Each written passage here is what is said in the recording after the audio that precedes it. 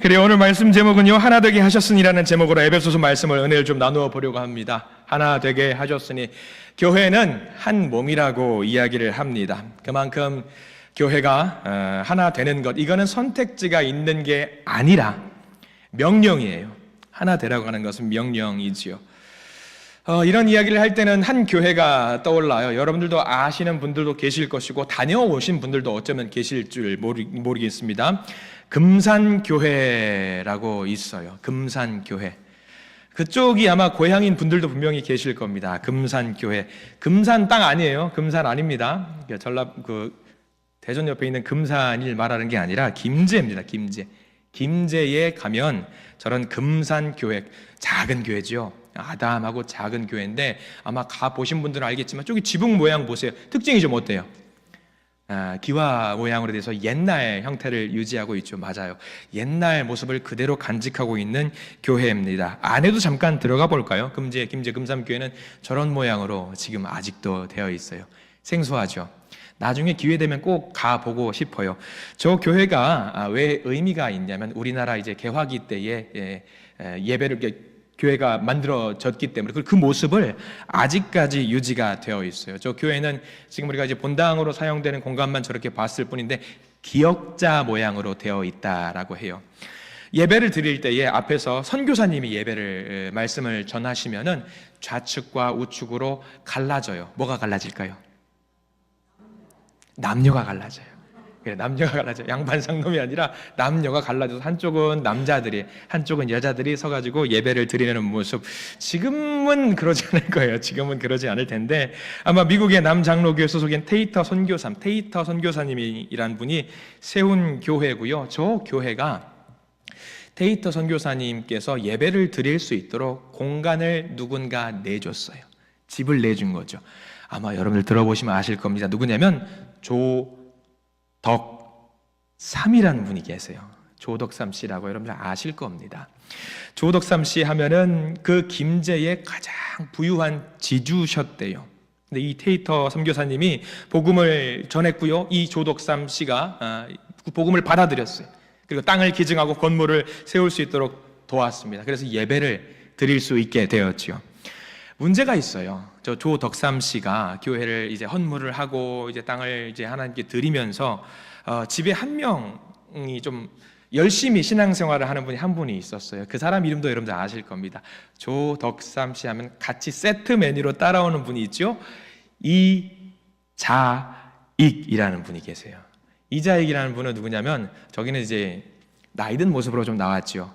저 교회를 개척할 때 당시에 조덕삼 씨가 40이 안 됐어요. 40이 안 됐을 때예요. 저 모습은 아니겠죠. 저는 모습이겠죠. 그리고 이자익 씨도 저기 양복을 입고 있는 모습으로 나왔는데 조덕삼 씨의 집에서 일하는 모습이에요. 같은 교회에서 신앙생활을 하고 있었고요. 조덕삼 씨보다 나이가 12살이 어렸어요. 좀 헷갈리네요. 16살인가 12살인가 아무튼 나이가 어렸습니다. 그러니까 조덕삼 씨가 교회를 헌물할 때 나이가 40이 안 됐으니까 그때 당시 이자익 씨는 나이가 20대 초중반으로 한참 청년의 기운을 가지고 열심히 했던 사람이지요. 열심히 신앙생활을 하는 모습들, 교회가 막 부흥이 돼요. 1905년도에 교회를 세우고 평양 부흥성회를 통해서 막 교회 우리나라의 사방팔방에 복음이 전화되고 부흥이 되니까 저 금산교회도 부흥이 됐던 거죠.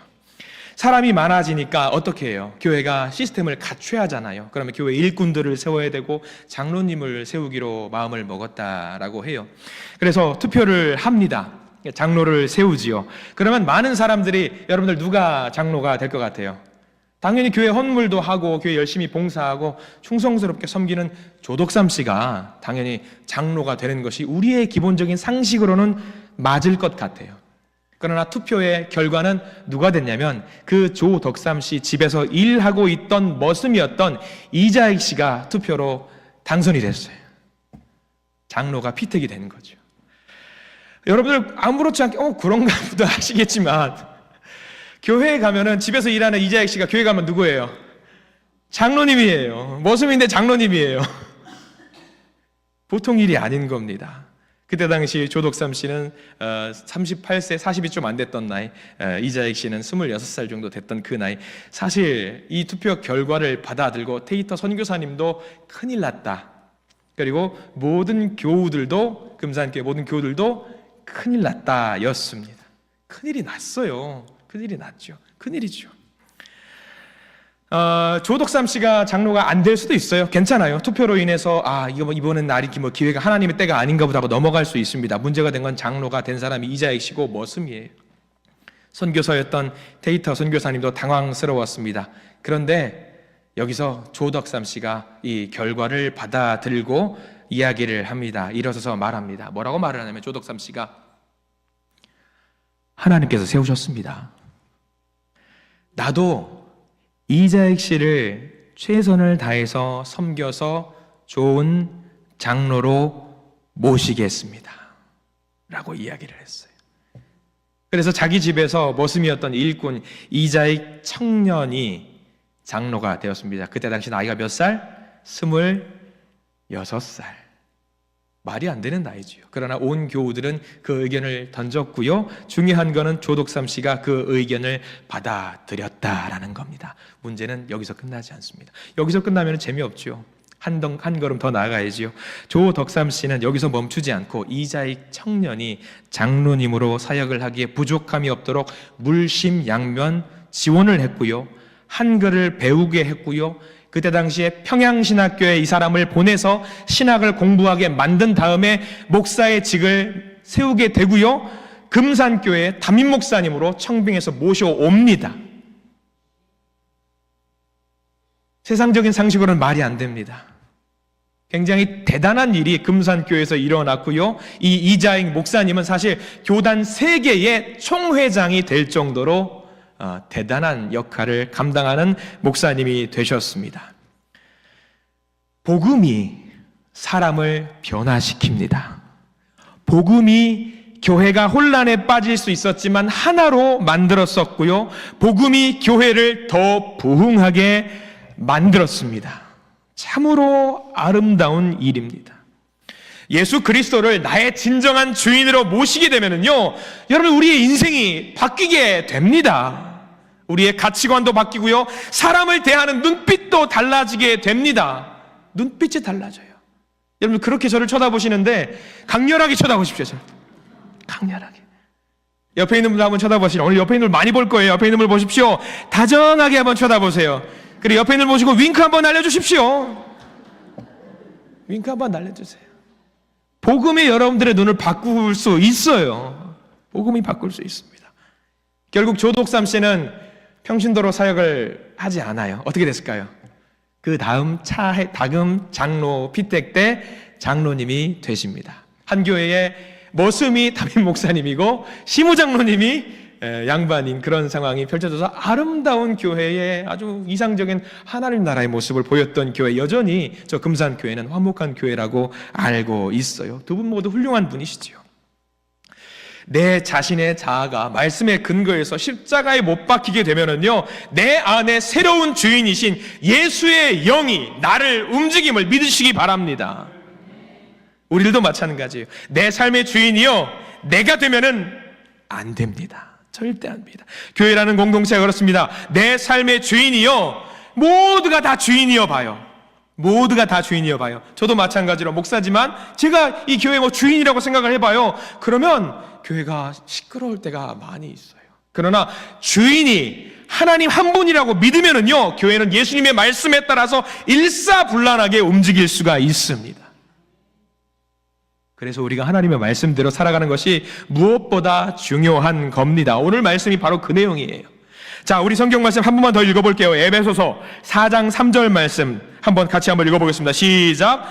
평안에 매는 줄로 성령이 하나 되게 하신 것을 힘써 지키라. 할렐루야. 이 말씀을 여러분들 마음밭에 새기세요.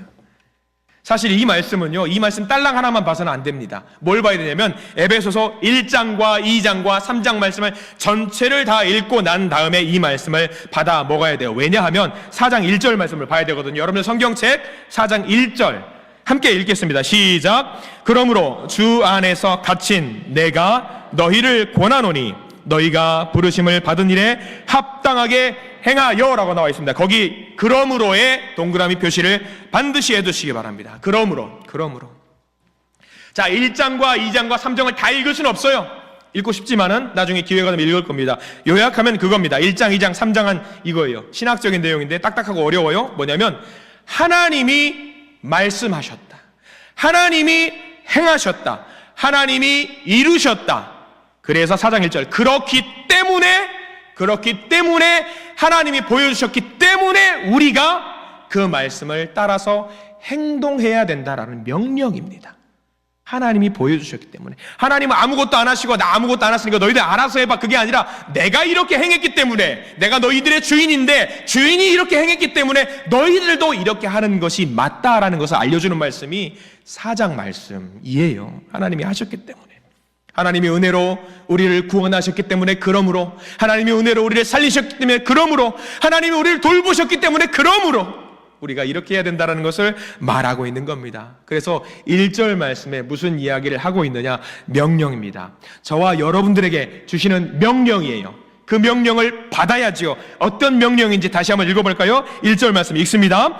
그러므로 주 안에서 갇힌 내가 너희를 권하노니 너희가 부르심을 받은 일에 합당하게 행하여. 여러분 밑줄 그으셔야죠. 너희가 부르심을 받은 일에 합당하게 행하여. 내가 이렇게 했기 때문에 너희들도 부르심을 받은 대로 그렇게 행동해야 되는 것이 맞지 않겠냐? 명령이지요. 명령. 부담스럽죠. 명령 좋아하는 사람이 누가 어디 있습니까? 내가 명령하는 것은 좋겠지만 명령을 받는 것은 다 싫어요. 근데 하나님이 이 말씀을 주셨다라는 것은요, 여러분들 기억하세요. 영광스러운 일입니다. 왜?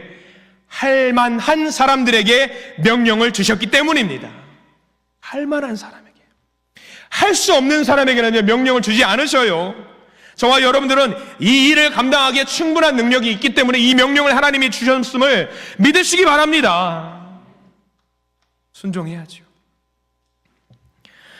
하나님이 명령을 주시면서 능력까지 주십니다. 여호수아 1장 9절 말씀에 이런 말씀이 있어요. 여호수아 1장 9절 함께 읽습니다. 시작. 내가 내게 명령한 것이 아니냐? 강하고 담대하라. 두려워하지 말라. 네가 어디로 가든지 내 하나님 여호와가 너와 함께 하느니라 하시니라. 아멘. 명령하시면서 그냥 일만 하게 두지 않으셔요. 우리와 동행하신다고 하셨어요. 그러면 우리는요, 그 명령을 받았을 때에 그 명령에 합당한 삶을 살아내야 합니다. 저와 여러분들 한신교회 성도로 하나님이 불러주셨습니다. 그러면 한신교회 성도에 맞는 그 삶을 살아내시기를 간절히 부탁을 드립니다. 그렇게 하기 위해서 우리는 무엇을 해야 되느냐? 예수님의 성품을 닮아가야 돼요. 이 명령을 주시면서 우리들에게 이야기하고 있습니다. 예수 그리스도의 성품이 이러하니 이러한 성품을 갖고 이 명령을 수행하기를 바란다, 이거예요.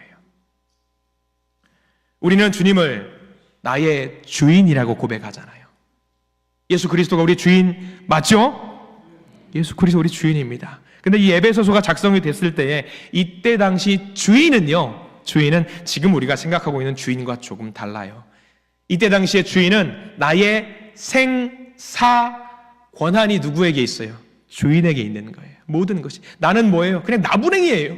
쓰레기 나부랭이에요. 가라면 가고 오라면 오고 하라면 하고 말라면 말고 이게 해야 돼. 이게 주인과 종의 관계입니다. 근데 이때 에베소서를 쓰였던 이 당시는 하나님과 내가 주인과 종의 관계로 이 사람들이 다 인정하고 있었어요. 근데 요즘 시대는 어떻습니까?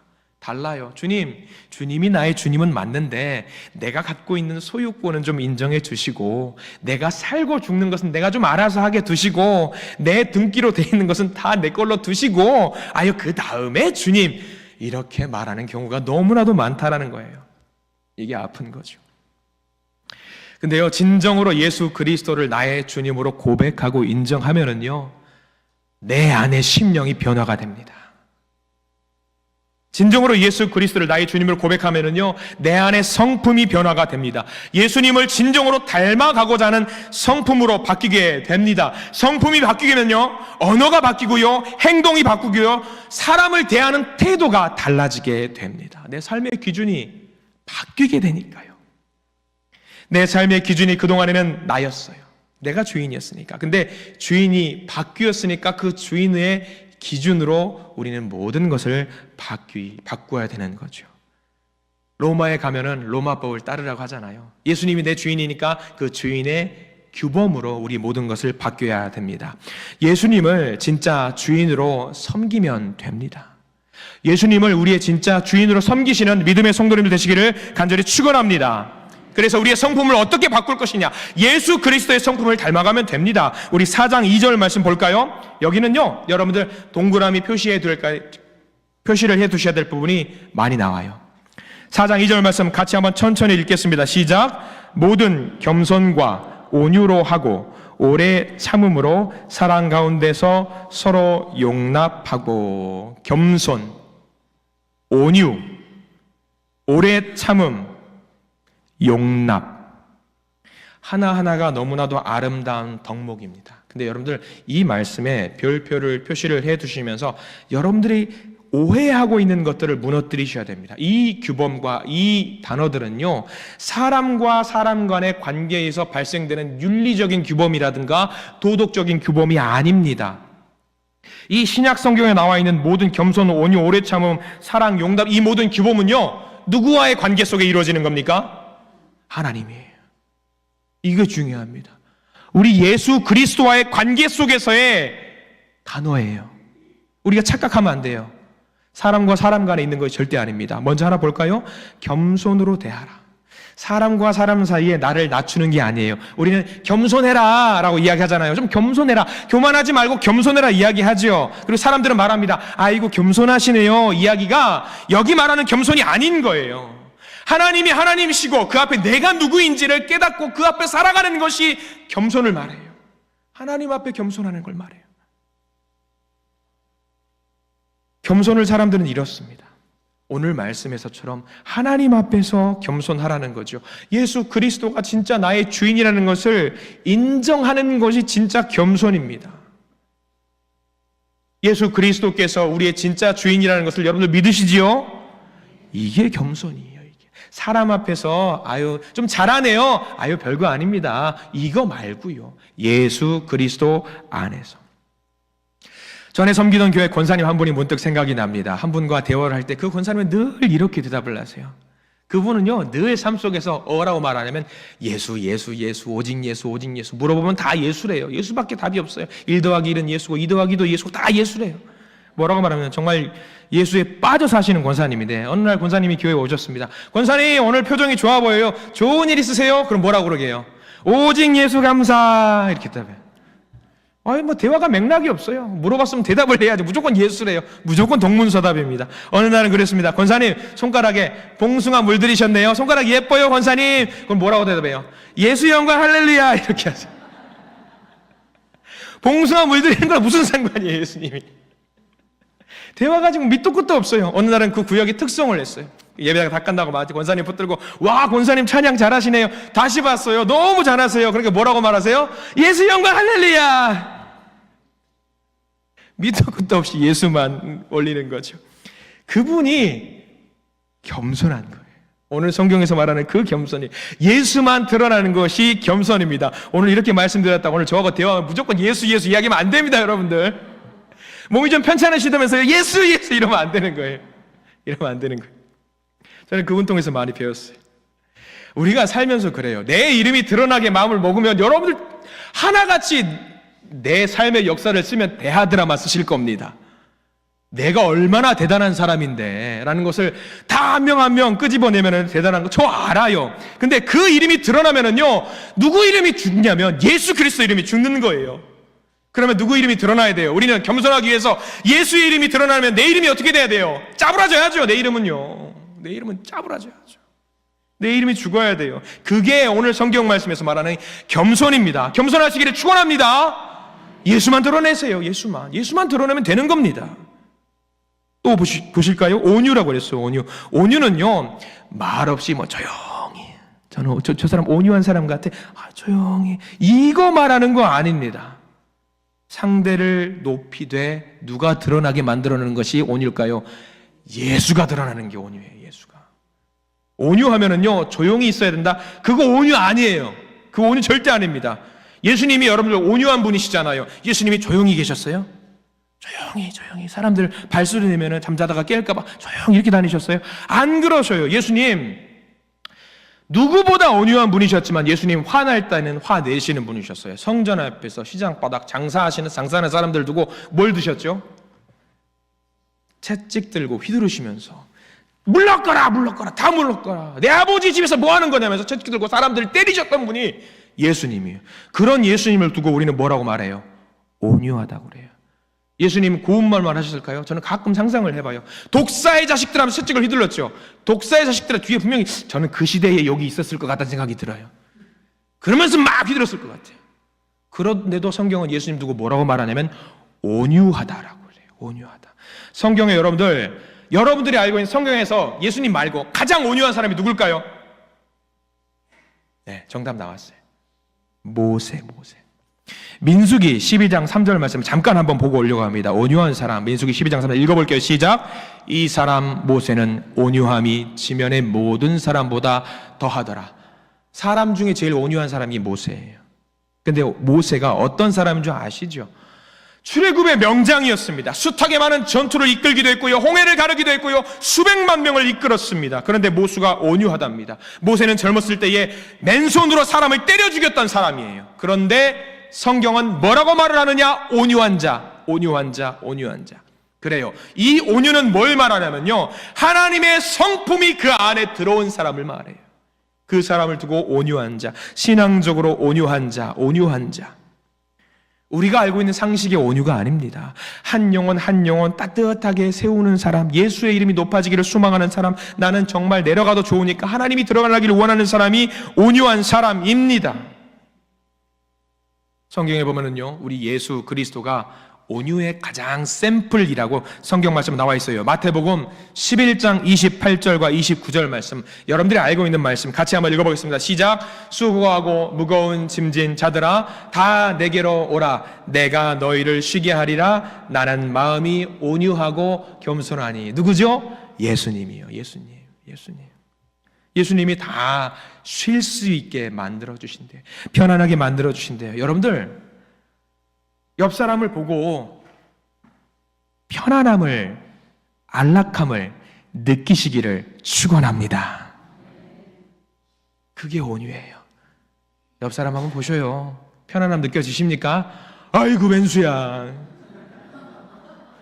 그건 아니시죠? 그 마음 가운데서 온유를 느끼시기 바랍니다. 앞뒤에 있는 믿음의 동역자들을 보면서 온유를 느끼시기 바랍니다. 그러면서 말씀 끝나고 집에 가면 어떻게 하는 줄 알아요? 오늘 우리 목사님이 온유한 자로 예수 그리스도의 온유로 살아가야 돼. 집으로 딱 문 열고 들어갔어요. 나 온유한 엄마가 되기로 했어. 문을 열었더니 아들이 아직도 자고 있어요. 이 녀석이 시간이 지금 몇 시인데 아직까지 자고 있어? 다 죽었어. 온유는 무슨 열어 죽을. 다 일로 와. 이러지 마세요. 그리고 진정이 됐어요. 좀 내가 온유한 여자가 돼야지 해서 싱크대를 갔어요. 설거지가 안 돼 있어. 남편을 불러요. 일로 와. 온유는 무슨, 내가 설거지 해놓으라고 그랬지. 온유를 품으시길 바랍니다. 세탁실로 갔습니다. 양말이 뒤집어져 있어요. 누가 이거 안 뒤집어놨어? 이러지 마세요. 온유한 자가 되십시오. 온유한 자. 예수의 성품을 닮아가시는 믿음의 성도님 되시길 축원합니다. 아멘. 그리고 오늘 할 말씀 하나 더 볼게요. 오래 참음. 참는다라는 말, 귀한 말씀이에요. 묵묵히 인내하고 상대방을 참아주는 것을 말할까요? 아닙니다. 그거 아니에요. 참아주는 걸 말하는 게 아니에요. 여기서 말하는 오래 참음이라는 것은 인내를 말하잖아요. 내 삶에서 인내가 필요한데 하나님이 행하시는 그 일을 묵묵히 기다리고 하나님의 때와 하나님의 방법을 기다리는 것이 오래 참음입니다. 기도를 열심히 했어요. 기도가 응답이 되지 않아요. 더디 이루어지는 것 같아요. 경우에 따라서는 오랜 기간 아픔 중에 오래 참아야 될 때가 있습니다. 그냥 참는 거 아니에요. 아픔 중에요. 근데 여기 말하는 오래 참음은요, 하나님이 반드시 역사하실 것을 믿고 기다리는 것을 말합니다. 내 뜻대로 되지 않는다면 하나님의 뜻이 있는 것을 믿고 기다리는 것이 오래 참음입니다. 인내해야지요. 하나님이 하실 것을 믿고 오래 참는 것이 여기 말하는 오래 참음입니다. 하나님이 하심을 믿고요. 하나님이 우리의 형제와 자매, 자녀손들을 위해서 반드시 놀라운 역사를 이루실 것을 믿고 묵묵히 아프지만 참는 것이 오래 참음입니다.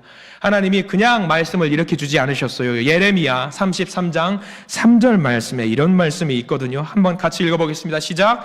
너는 내게 부르짖으라. 내가 내게 응답하겠고 내가 알지 못하는 크고 은밀한 일을 내게 보이리라. 할렐루야. 하나님이 약속하셨어요. 반드시 이루시겠다고. 다만 우리는 뭐 해라고? 오래 참아라. 나의 때와 나의 방법이 있으니까 인내하면서 오래 참아라. 너 아픈 거 내가 안다. 근데 네가 부러지면 네가 알지 못하는 큰 일을 내게 반드시 보일 것이다. 마음대로 안 될 때가 많았을 겁니다. 근데 여러분들 명심하세요. 많은 신앙의 선배들이 하나같이 하는 말이 있습니다. 지나놓고 보니 어때요? 하나님이 하셨더라. 하나님이 하셨더라. 이게 오래 참음입니다. 사실 성경에서 제일 오래 참음의 대명사로 불릴 수 있는 사람이 우리 예수님이십니다. 이거 사실입니다. 왜냐하면 예수님이 누구를 참아주시냐면 저와 여러분들을 참아주고 계셔요. 말 다 했죠. 말 다 했죠. 저와 여러분들 누가 견딜 수 있어요? 세상에 견딜 수 있는 사람 없어요. 남편 아내도 못 견뎌요. 근데 우리 예수님은요, 돌아오기까지, 기도하기까지, 찬양할 때까지, 말씀 볼 때까지, 말씀 묵상할 때까지 오래 참아주시는 분이라는 사실입니다. 그 하나님의 성품을 닮아가시는 여러분들 되시기를 축원합니다. 자, 사랑으로 용납한다라고 또 성경에는 나와 있죠. 2절 말씀 끝자락에 사랑 가운데서 서로 용납하라. 이 말은요, 말씀 그대로요. 예수님의 삶을 돌이켜 보십시오. 자기를 죽인 자들을 사랑으로 용서하셨어요. 자기를 모함한 자들을 용서하셨죠. 배신한 자들도 사랑으로 용서하셨어요. 피를 흘려 가시면서까지 죽어 가시면서까지 용서하셨습니다. 이게 진짜 사랑으로 용납하는 거예요. 모범을 보이셨어요. 너희들도 이렇게 한번 해보라고. 우리는 뭐예요? 절대 용서 못해요. 우리는 용서를 못해요. 왜 용서를 못하는지 모르겠어요. 사람이 왜 그러는지 몰라요. 우리는 예수님께서 자기가 본을 보이시면서 사랑으로 용납하라고 하는데, 주님 저 사람을 어떻게 용서할 수 있습니까? 어떻게 그래요? 어떻게 그렇습니까? 하고 주님을 오히려 따지는 경우가 많이 있습니다. 근데 그것만 기억하십시오. 예수님께서는요, 절대로 용서 못할 것 같은 나도 용서하셨다라는 그 사실 하나만을 기억하시는 저와 여러분들 되시기를 축원합니다. 이거 하나면 말 다 한 거죠. 이 네 가지 성품 가장 필요하죠. 이 성품을 보면서 우리는 예수 그리스도가 보이는 거죠. 빌립보서 2장 5절 말씀이 있어요. 우리 같이 한번 읽어볼게요. 시작. 너희 안에 이 마음을 품으라. 곧 그리스도 예수의 마음이니. 그리스도 예수의 마음. 이 마음을 품으라. 예수의 마음이니. 다 어려운 거 압니다. 누가 이걸 오늘 말씀처럼 다 잘합니까? 저도 못해요. 불가능하죠. 넘어질 때 많죠. 안 될 때 많습니다. 그런데 걱정하지 마십시오. 하나님을 품기만 하면은 누가 이렇게 세워주시냐면 하나님이 우리의 손을 붙들고 일어주십니다. 자, 오늘 말씀 하나만 더 보고 마무리를 하려고 합니다. 오늘 말씀이에요. 에베소서 4장 3절 말씀. 이런 성품과 명령을 붙들고 우리가 무엇을 해야 되느냐? 교회 공동체 한 몸, 우리가 하나 되는 삶을 지켜 나가야 된다고 합니다. 4장 3절 말씀 다시 한번 읽어봅니다. 시작. 평안에 매는 줄로 성령이 하나 되게 하신 것을 힘써 지키라. 여러분들 여기 성령이 하나 되게 하신 것을 힘써 지키라에 밑줄 그으십시오. 성령이 하나 되게 하신 것을 힘써 지키라. 여러분들 하나 되게 하신 것을 힘써 지키라. 교회가 여러분들이 하나로 만들 수 있을까요? 없을까요? 있을까요? 없을까요? 진짜 할 수 있으시죠? 근데 죄송해요. 우리는 못해요. 성경 잘 보세요. 하나 되게 누가 만드셨어요? 성령이 만드셨어요. 우리가 한 거 아니에요. 우리가 했다고 착각하지 마세요.